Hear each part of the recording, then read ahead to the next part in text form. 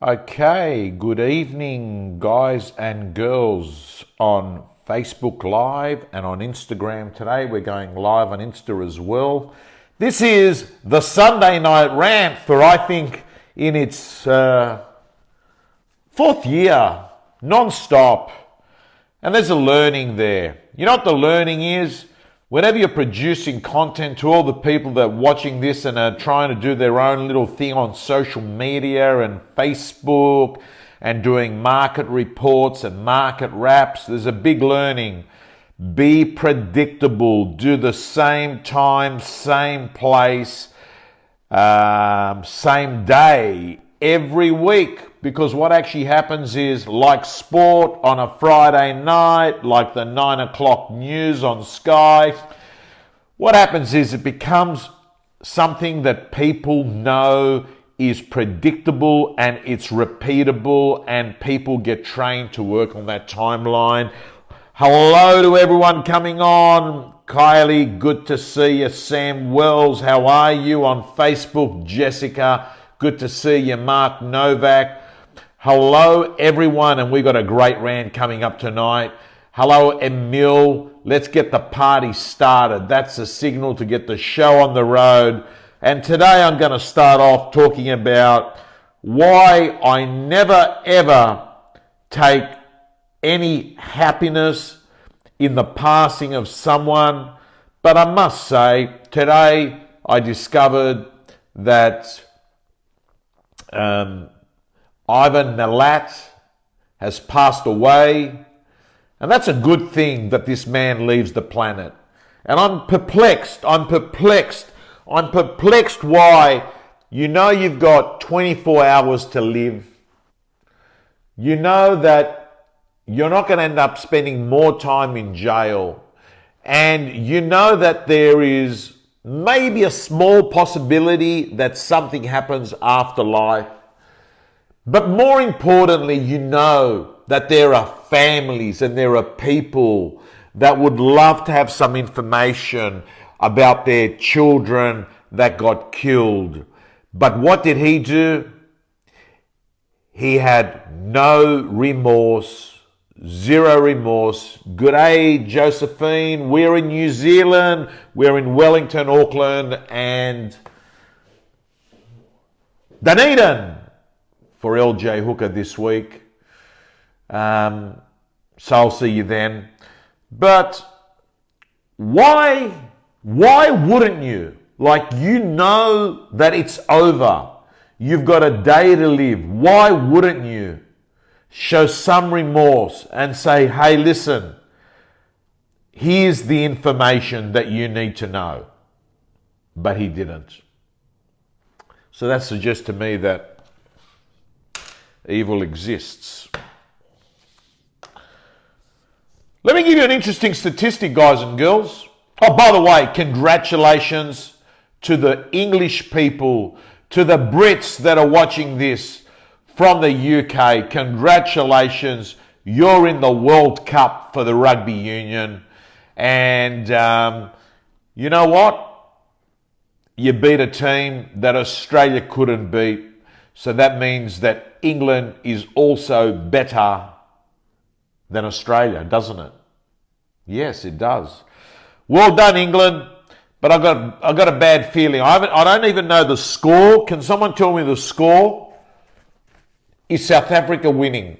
Can someone let me know? Because I believe South Africa will win. That's what I think. I think South Africa will win. I think South Africa will win the World Cup. And I'll tell you something about South Africans. They're determined. They're hungry. They're persistent. You know what I've noticed about South Africans? And I notice about South African agents, right? You give them a bone and they just go chase it and they won't let go.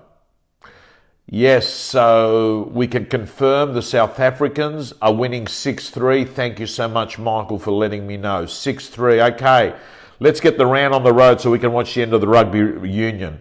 So the first thing I want to touch on is, do you know that in total there have been 100 108 billion people that have died on this planet.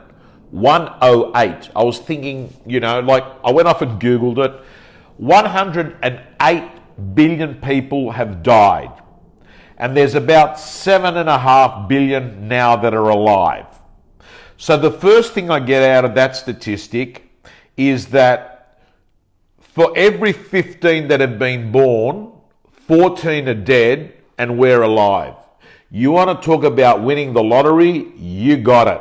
Think about that for a moment. 108 billion people are dead, 7.5 billion people alive.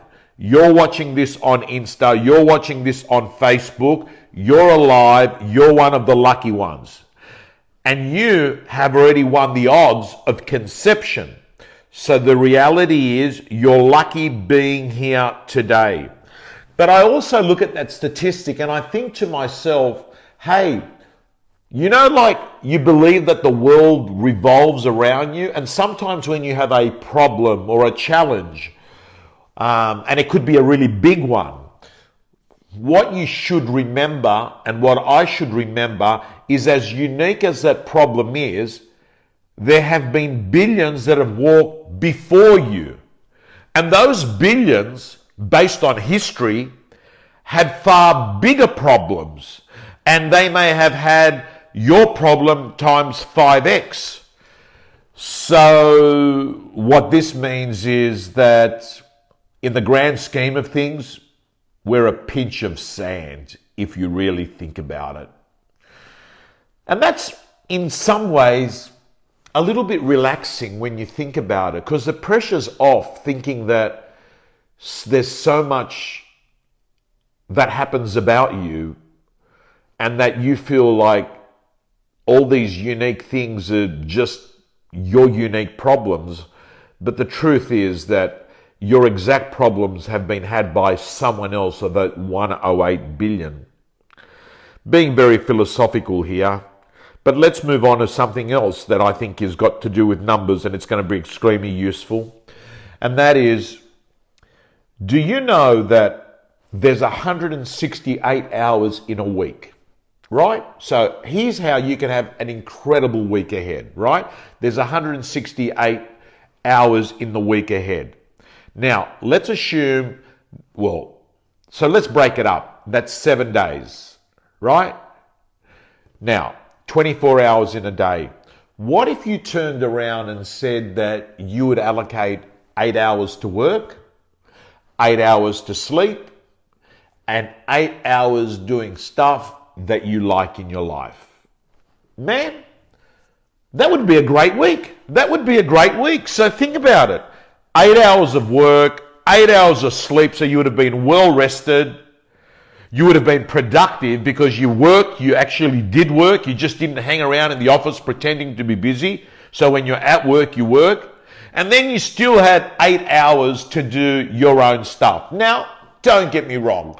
So there's a woman here saying, hang on a second, Tom, but I've got 2 kids or 4 kids and I've got a job that goes for 8 hours and I've got to look after them. Correct. More challenging. 100%. I get it. I get that. So then you turn around and you say, okay, so there's a period of life when family's involved, and I've got daughters, 15 and 13, where you turn around and say, hey, you have less of the stuff that you love to do. So the 8 hours that you love to do gets reduced to maybe 2 to 3 hours a day. Man, wouldn't it be great having 2 to 3 hours every day that you do something that you absolutely love, whether it's going to the gym, whether it's going for a run, whether it's going to yoga, whether it's hanging out with people that you like and drink coffees, whether it's actually watching, a movie. You know what's exciting? The truth is it's exciting because let's work it out. 168 hours a week, 24 hours a day. Let's break up our days into 3 compartments. Work, 8 hours. Beautiful.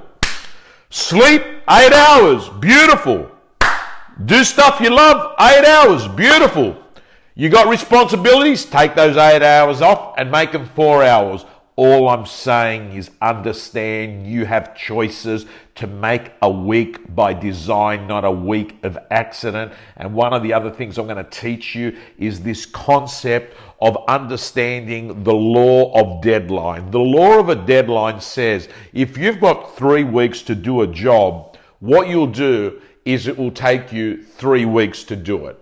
You'll actually procrastinate and you'll be thinking about it and you'll be worrying. And then in the end, you'll get it done right at the end of the 3rd week. Hey, Benjamin.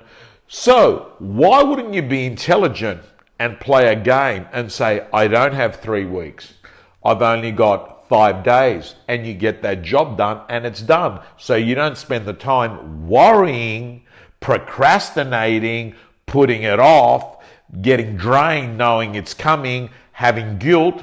Good strategy. What people do is they expand the work to meet the deadline. What do? Shorten the deadline. Smart. Let's move on and talk to you a little bit about prospecting. I'm going to simplify it, and we've got a great video coming up in the Real Estate Gym from Adrian Bowe, who delivered 1 hour of absolute golden content 2 days ago, and so did Matt LaHood, by the way. I had them in both the same day, and that content's going to be delivered. But one of the things that we talked about was the 2 kinds of prospecting, and let's be very clear. Prospecting can be cut up into the following 2. Number 1,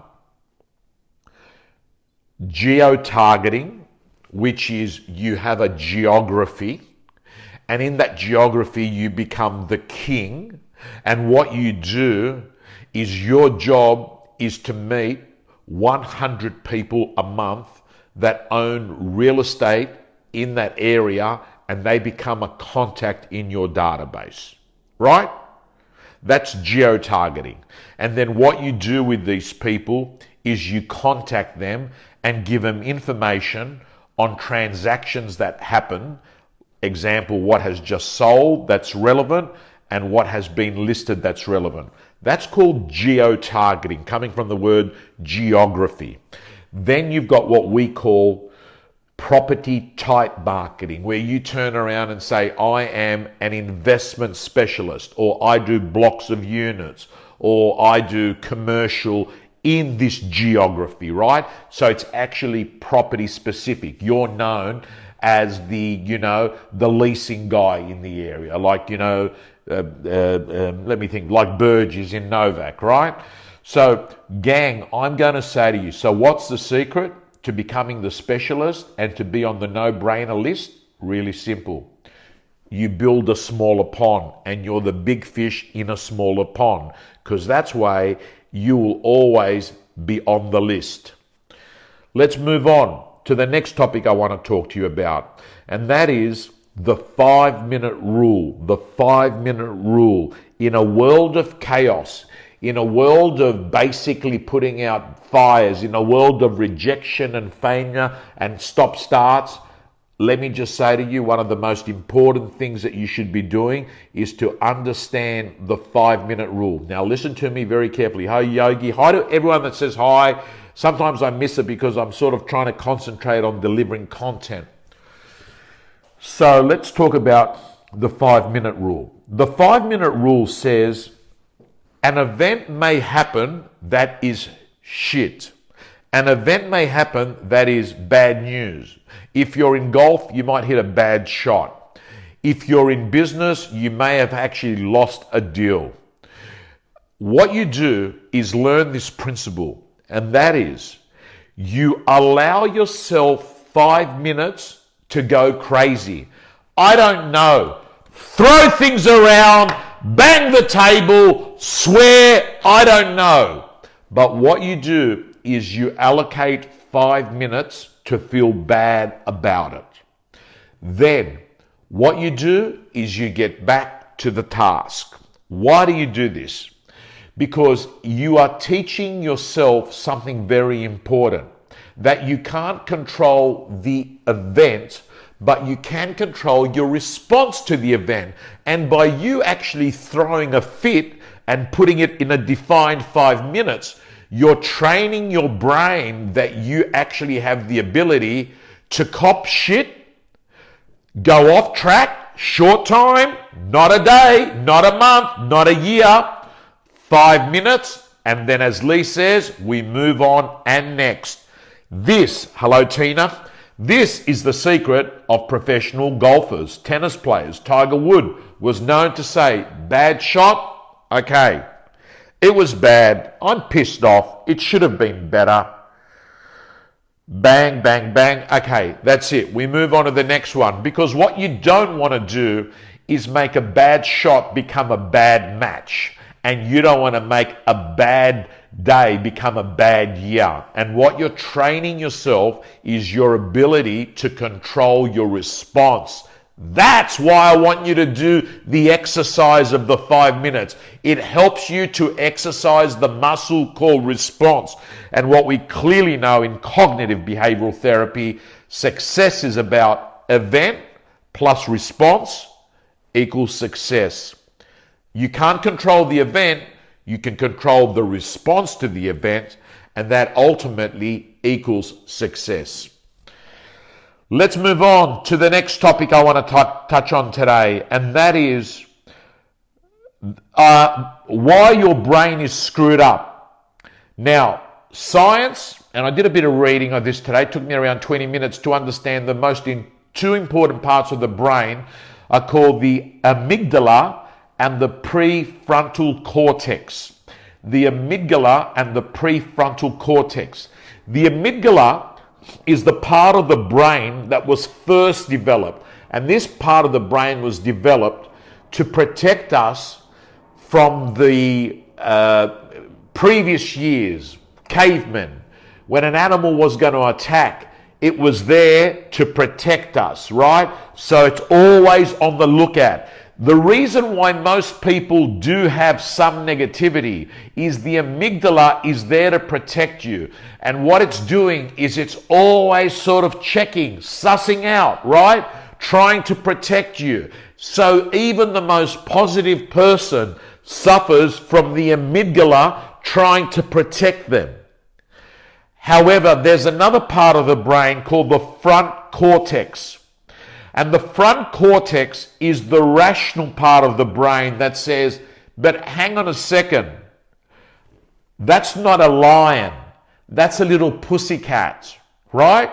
So what that does is it gets rational information and takes you from the fear and provides logic. And what happens sometimes in catastrophic thinking is that the amygdala is more powerful than the frontal cortex, which is being rational.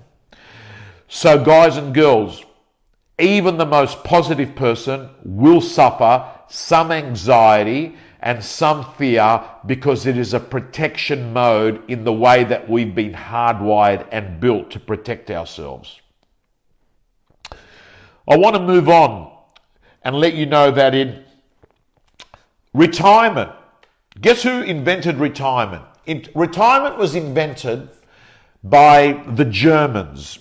In 1889, the Germans invented retirement. Why? Because they wanted to create employment for youth.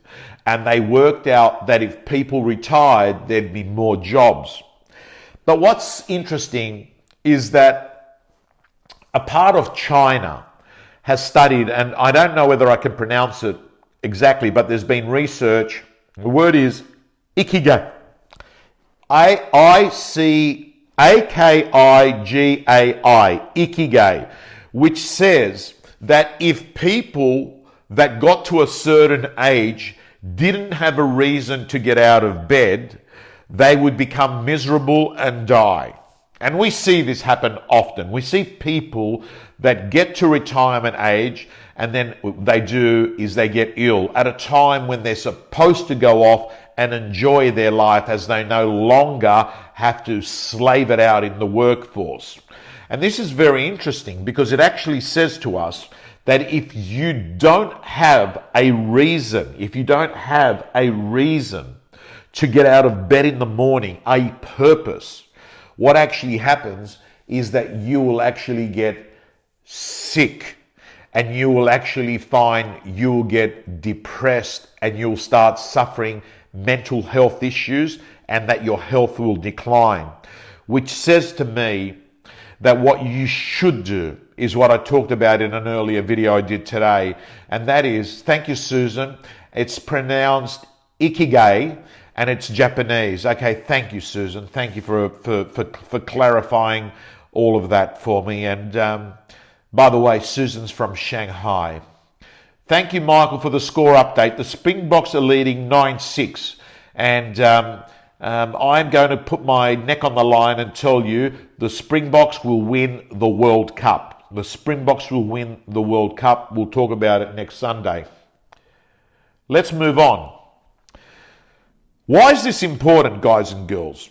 The reason it's important is I want you to know that you do need to have a reason, right? You do need to have a reason. And today I read for the second time a book called Man's Search for Meaning by Viktor Frankl. Thank you, Dr. Steve Georgiakis, who I can confirm today, Steve Georgiakis has been covering literature on football in Australia, and he said to me categorically that he knows everything there is to know about football, any question possible. In fact, we might bring him on to the rant one day. He's a professor at University of Sydney. His academics is studying sports, and he has studied everything there is on football. We might bring him in and get questions from the audience to see if anyone can actually stump him. But Man's Search for Meaning by Viktor Frankl was written by Dr. Viktor Frankl, who studied something, when the Jews were being put into concentration camps by the Nazis, and they would work out in the cold with no clothes on, and they would be starved, and they would be given tortured. What they noticed, Dr. Frankl noticed, is that a small group of the people that were able to keep going were people that found a reason to wake up each morning. Thank you, Kylie, and I agree with you. A wonderful book, one of the best. If you haven't read that book, you must buy that book, and you'll read it in 2 hours or 3 hours. But what's interesting is one of the therapies that is talked about in that book is called logotherapy, logotherapy, logotherapy, which I presume comes from the Greek word logo, which means a reason, a reason. Guys and girls, I have to say to you, a reason is what makes something really dark bearable. A reason is what makes an average life remarkable. A reason will help you have the lows to keep going. A reason will help you overcome the obstacles that you face in life. A reason will help you go from the heights of exhilaration to the depths of depression in 24 hours and rock up the next day. I'm not going to tell you what the reason is, but I will say to you, just like you've got a fingerprint, you've also got a psychological fingerprint in your brain. And everyone has got it. And I don't know when you're going to find it. But if you do some deep introspection work, if you look deep inside, I think you'll find that there's something there that matters a lot to you. And that matter can change at various times in your life. But all I'm saying to you is life's so much easier when you've got the wind and the momentum of your reason behind your back in a world that is full of choppy waters. Guys and girls, I had plenty more to talk about today, but I'm going to give some of that information to you next week. On that point, let's go watch the end of the rugby union. Let's go off and see South Africa play Wales. second half and see what goes on. And I'm signing off. Tomorrow I've got a leadership session. I've got a sales session there at News Corp. I'm in New Zealand for 3 days. And by the way, Susan, put the link to the, I'd like, if there, we may have 10 spots left. I'm not sure. We did earlier on. Epping Club in Sydney, there is not going to be a charge. You'll come along to an event I'm doing. It's for real estate people only in Sydney on Friday. It's not one of those events where you come along and then you get upsold. I'm there. The only thing you're going to get is content and information and an opportunity for us to be closer together, not by video, by face to face, and it's a free event. Guys and girls, on that point, Mark Novak's made a very good point. Mark, thank you so much. Mark, is it okay if I bring you into this for a moment? Because you can talk about this. Mark, I'm just going to bring you into this conversation. Bring Mark onto the camera. Mark, the camera horizontal. I'm letting you know. You're going to have to turn your camera horizontal. I know I've put you on the spot here. You might be sort of naked.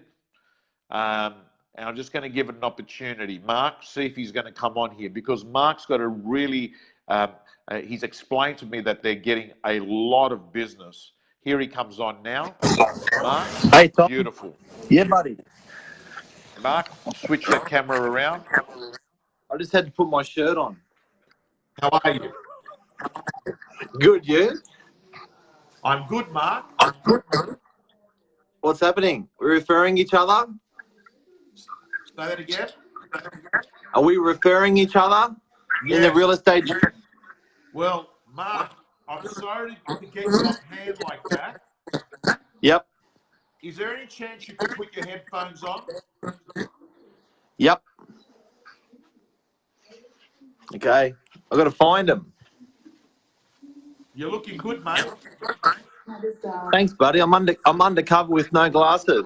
Okay, so Mark has told me that one of the things that he does in the real estate gym is actively refer buyers and sellers to other people in the real estate gym.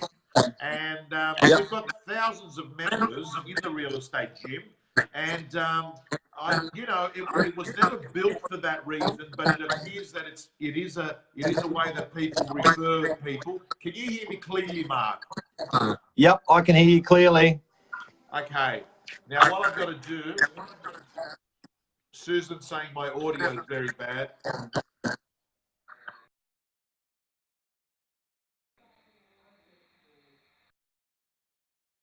Susan, is that better? Mark, can you hear me?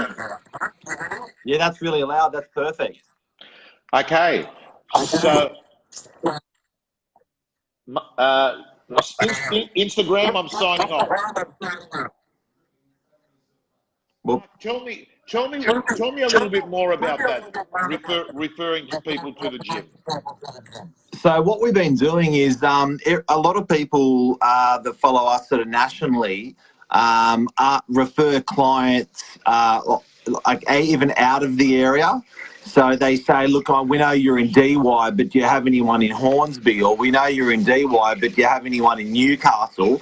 And then what we've been doing is using your gym, going in there. And Lisa's probably the most active. And then we've been going in there saying, who do you know? And then there'd be this trail of like maybe 10 people, 20 people writing, use this guy, use this girl, use this guy. And then you'll see like 5, 6 people love this particular person, 2, 3 people love that particular person. And then we'll ring that person and refer the business to them. And then we're getting like a 20% referral fee from them. And then we're doing that vice versa. So a lot of people just got people directly in DY. And because they're real estate agents, they're a sphere of influence. So people go to them and say, look, we know you're in Newcastle, but we've got a place in DY. Do you know anyone in DY? And they know us from the gym. Mark, thank you. I want to ask you another question. And that is, we started working together 1.5 years. It'll be 2 years in Christmas. Good memory, yeah, right. 2 years. Do you remember we started talking about this path of going down technology, social media, and jumped on? I think accelerated. You're always a tech junkie. Yep. But you accelerated the social media about a year ago, I reckon. When do you reckon it was? Oh, look, it was probably more visible a year ago, but probably 18 months ago, we started having a hack. We started getting coordinated and organised. Yeah, you're right, about a year ago. Okay. Can I just get you, a lot of people listening here are real estate agents. Tell me, what's your view on the whole social media and real estate? I didn't, with social media, and now it's very different to when I met you. But back then, I thought, it was a little bit of a girls thing, particularly Insta, and not really hardcore business, not essential business. Now, it is this massive network that we've built in our local area, and we get people grab us and our reps always in the beaches and out of the beaches saying, I know you guys because, and all roads lead back to social. So they're not saying, I know you from the local newspaper. They're not saying we know you from this, anything else. It's purely, Facebook, Insta, LinkedIn, which we use that term so much we abbreviate to Phil, Facebook, Insta, LinkedIn. So from Phil, we get a lot of business. I like that, Phil. All right, Mark, listen, I'm going to sign off so I can watch the rest of the footy. All right, see you, Tom. See you, everyone. Bye-bye. All right, see ya. Okay, so guys and girls, when I'm speaking when I bring someone in, it appears that my sound's not as good. But guys and girls, yeah, I have to say to you, it's the F word. Friends, family, followers. That's where the business is in 2019. Let me bring Susan in for a moment. No, I'm not. She's just pinned the training there. Guys and girls, listen, on that point there, let's sign off. Mark, thank you for joining me there. Let's go watch the end of the rugby. And I'm really excited to see everyone else in Sydney at Epping on Friday. New Zealand agents, I look forward to seeing you when I'm there. Signing off.